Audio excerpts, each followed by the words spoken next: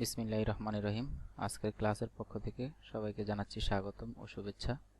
আজকে আমরা যে সাবজেক্টটি নিয়ে আলোচনা করব সেটি হচ্ছে নার্সিং রিসার্চের একটি টপিক, রিসার্চ টার্মিনোলজি। গত ক্লাসে আমরা ইন্ট্রোডাকশন টু নার্সিং রিসার্চ সম্পর্কে আলোচনা করেছিলাম। আজকে আমরা আলোচনা করব রিসার্চ টার্মিনোলজি। দ্যাট মিন্স রিসার্চের বিভিন্ন টার্ম রয়েছে, সেই টার্ম সম্পর্কে আমরা জানব। আর এই টার্মিনোলজি সম্পর্কে আমরা যদি জানতে পারি তাহলে আমাদের রিসার্চ করাটা আমাদের জন্য একটু ইজি হয়ে যাবে, এবং রিসার্চ যে সাবজেক্টের যেই কন্ডাকশন যে মেথডগুলো রয়েছে বা রিসার্চ কন্ডাক্ট করতে যে আমাদের যে টার্মগুলো বুঝতে হবে, সেজন্য আমাদের এই রিসার্চ টার্মিনোলজি টপিকসটি জানতে হবে। তো চলুন সবাই শুরু করা যাক। আজকে আমরা রিসার্চ টার্মিনোলজির মধ্যে যে টার্মগুলো শিখব তা হচ্ছে, প্রথমে শিখব ডেটা, দেন হচ্ছে স্যাম্পল, দেন হচ্ছে ভেরিয়েবল কি, হাইপোথেসিস কাকে বলে, পপুলেশন কি, রিসার্চ স্যাম্পলিং কি, এবং কি স্যাম্পল সাইজ কি। তো সর্বপ্রথম হচ্ছে ডেটা। দ্যাট মিন্স আমরা রিসার্চে সবসময় একটা কথা শুনে থাকি যে ডাটা কালেকশন, ঠিক আছে। তো ডেটা কি আমাদেরকে এটা জানতে হবে। সেজন্য আমরা সর্বপ্রথম জানবো ডাটা। ডাটা কি? Data is a collection of facts such as numbers, words, measurement, observation, etc.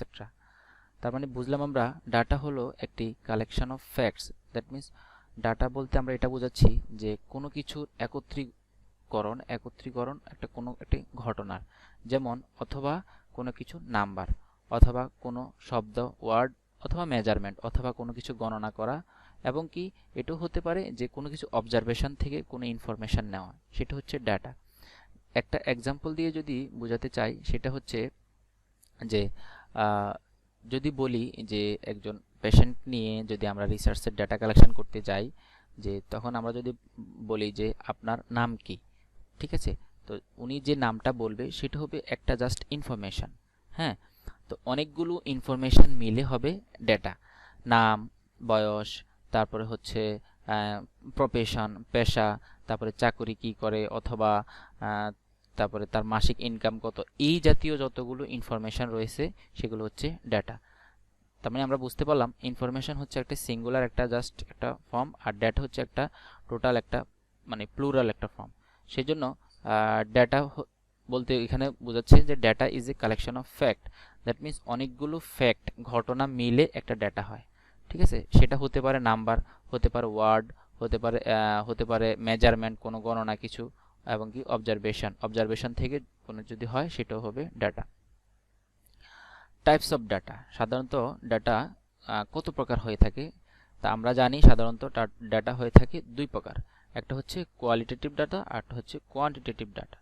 এখন আমরা যে একটু আগে যে এক্সাম্পলটা আমরা দিয়েছি সেটা হচ্ছে যে বললাম যে একটা পেশেন্টকে জিজ্ঞেস করলাম যে আপনার নাম কি, আপনার মাসিক ইনকাম কত, আপনার প্রফেশন কি ছিল, তারপর আপনি কোন র্যাঙ্কে জব করেছেন, আপনার বাড়ি কোথায়, এই যে তথ্যগুলো, ইনফরমেশনগুলো, এগুলো সম্বলিতভাবে আমরা এটাকে ডাটা বলি। এখন এই ডাটাটা দুই প্রকার হতে পারে। একটা হচ্ছে কোয়ালিটেটিভ ডাটা, দ্যাট মিন্স কোনো কিছু কোয়ালিটি বোঝাবে। হ্যাঁ, তো কোয়ালিটেটিভ ডাটা বলতে এখানে আরেকটা জিনিস দেখি আমরা, ইট ইজ ডেসক্রিপটিভ ডাটা। হ্যাঁ, এটা একটা বর্ণনামূলক ডাটা।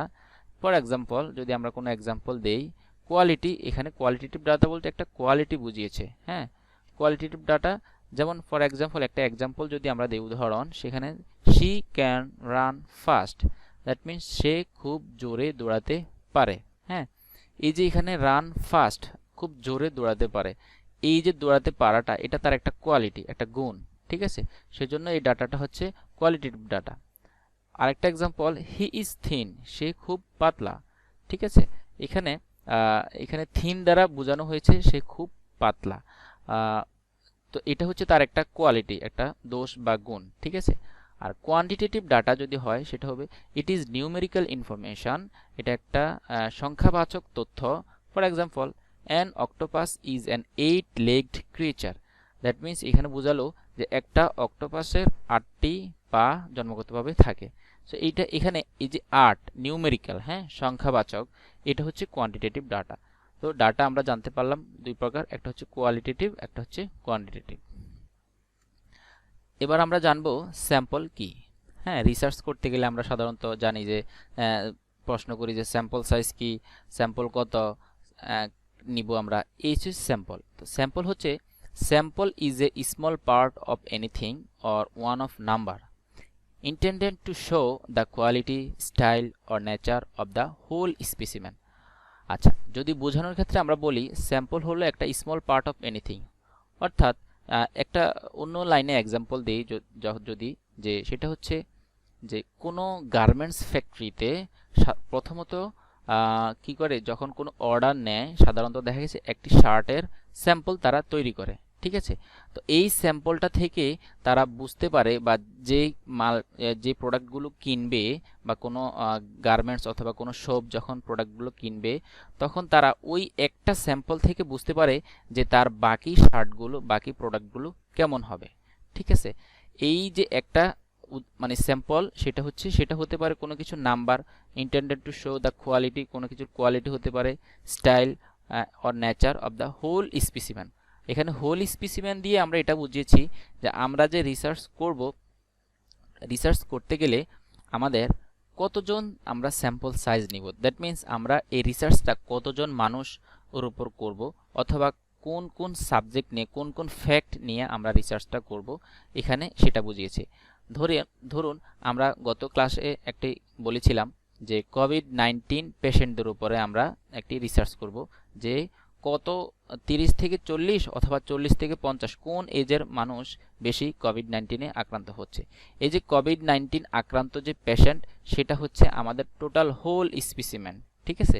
সেটা হতে পারে নির্দিষ্ট একটা বাউন্ডারির ভিতরে, হতে পারে Comilla medical college, Rajshahi medical college, Chittagong medical college, বা যে যে কোভিড আইসোলেশন ইউনিট আছে সেখানে কোভিড টোটাল পেশেন্টগুলো। আচ্ছা, এখন কথা হচ্ছে এই যে কোভিড টোটাল পেশেন্টগুলো, আমরা কতজন পেশেন্ট নিয়ে আমরা টোটাল এই স্টাডিটা করব।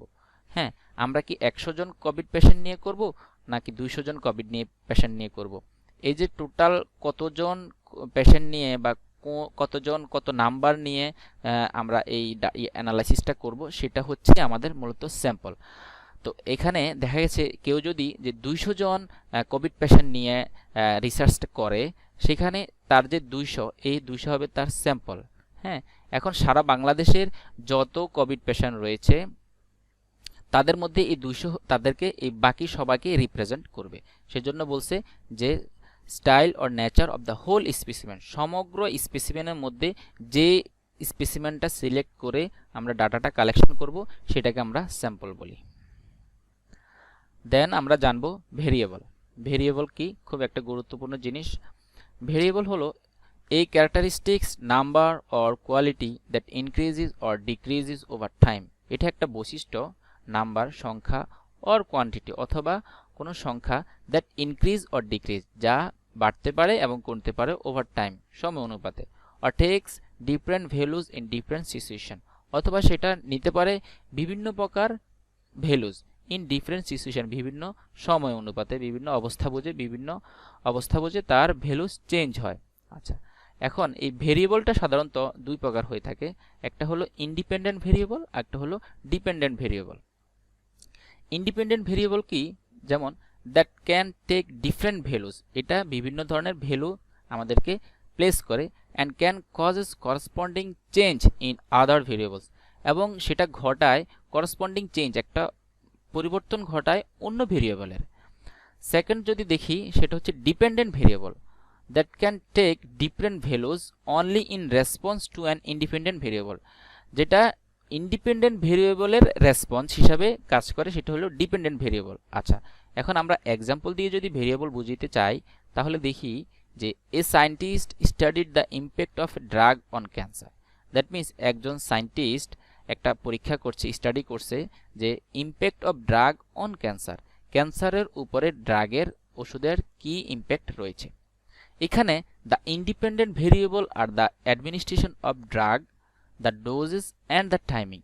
ইন্ডিপেন্ডেন্ট ভেরিয়েবল হচ্ছে এখানে যে ড্রাগটা কতটুক ডোজে দিচ্ছি, কতটুক টাইমে দিচ্ছি, সেটা হচ্ছে ইন্ডিপেন্ডেন্ট ভেরিয়েবল।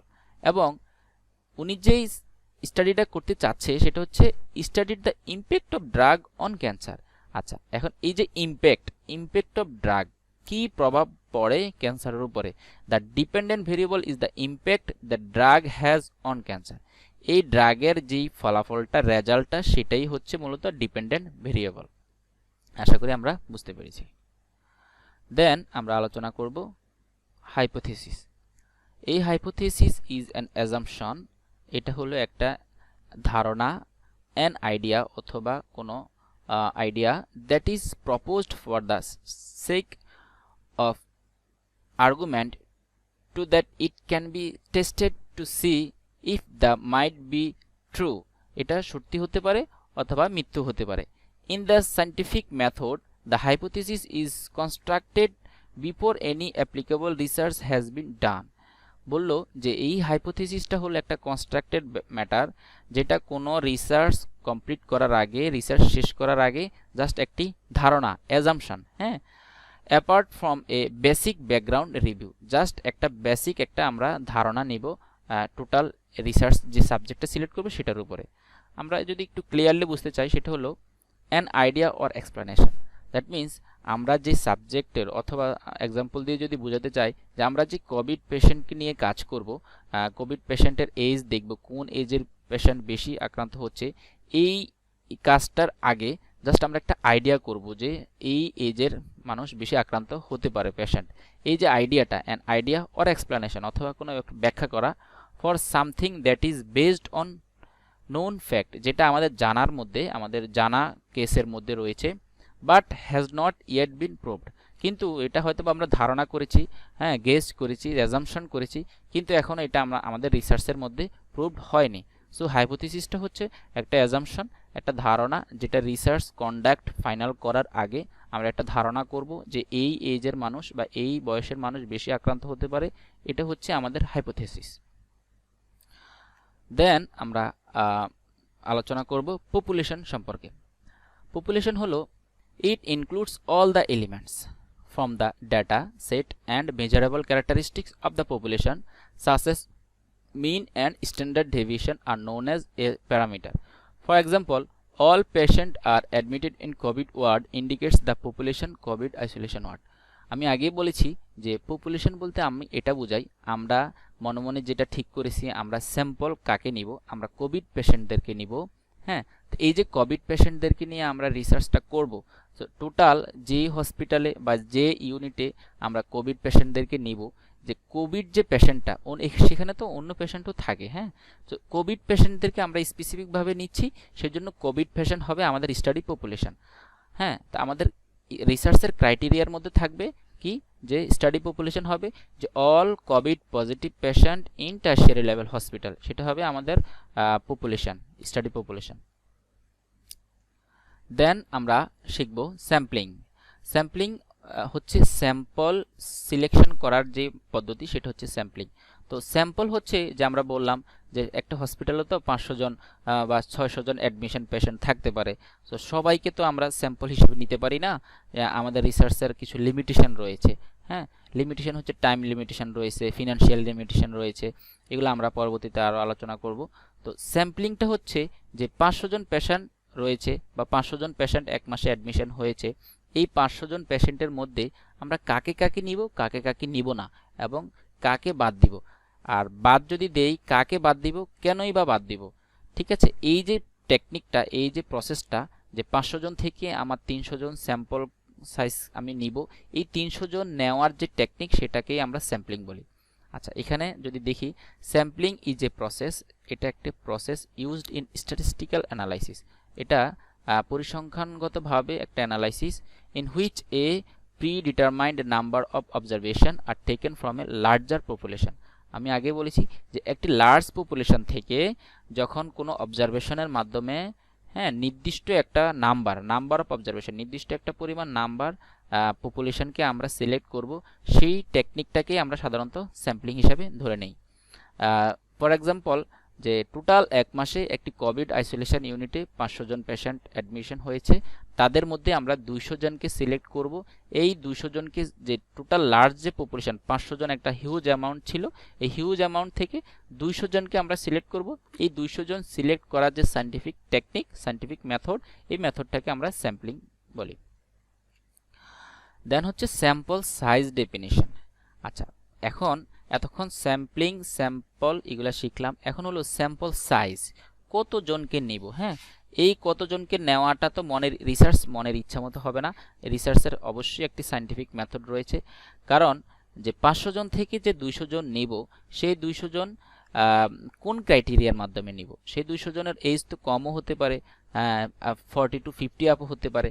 সো কোন ক্রাইটেরিয়া থেকে আমি এই স্যাম্পল সাইজটা নিব, এটার জন্য একটা নির্দিষ্ট সায়েন্টিফিক ওয়ে রয়েছে। তো স্যাম্পল সাইজ কি বলে? The sample size is defined as the number of observation used for determining the estimation of a given population. The size of the sample has been drawn from the population. এখানে sample size হচ্ছে এই sample সাইজটা total population থেকে ড্রন করা হয়, নেওয়া হয়, ঠিক আছে। আর টোটাল পপুলেশন 500 থেকে আমি 200 নিব, এই 200 হচ্ছে টোটাল আমার স্যাম্পল সাইজ, ঠিক আছে। আর এই স্যাম্পল সাইজ কিভাবে আমি 500 থেকে 200 নিব, কোন ক্রাইটেরিয়ার আন্ডারে নিব, সেটা আমরা নেক্সট ক্লাসে স্যাম্পলিং যে মেথড, স্যাম্পলিং মেথডটা, স্যাম্পল সাইজ সিলেকশনের যেই কিছু ম্যাথমেটিক্যাল টার্ম রয়েছে সেগুলো আমরা নেক্সট ক্লাসে শিখব। ধন্যবাদ। আশা করি রিসার্চ যে টার্মিনোলজিগুলো রয়েছে, রিসার্চ টার্মিনোলজি সম্পর্কে আমরা সিম্পল হলেও কিছুটা নলেজ পেয়েছি। আশা করি ইনশাল্লাহ পরবর্তী ক্লাসগুলোতে আরও ডিটেলস আলোচনা করা হবে এবং স্যাম্পলিং সাইজ, কিভাবে স্যাম্পলিং সাইজ সিলেক্ট করতে হবে, কিভাবে স্যাম্পল আমরা সিলেক্ট করব এবং এক্সক্লুশন ইনক্লুশন ক্রাইটেরিয়া রয়েছে সেগুলো কিভাবে আমরা সিলেক্ট করব রিসার্চে, এবং বিভিন্ন টার্মিনোলজি সম্পর্কে বিভিন্ন ডিটেলস আমরা পরবর্তীতে ডে বাই ডে আরও ক্লাসে জানতে পারবো। আশা করি সবাই উপকৃত হয়েছে। ধন্যবাদ সবাইকে।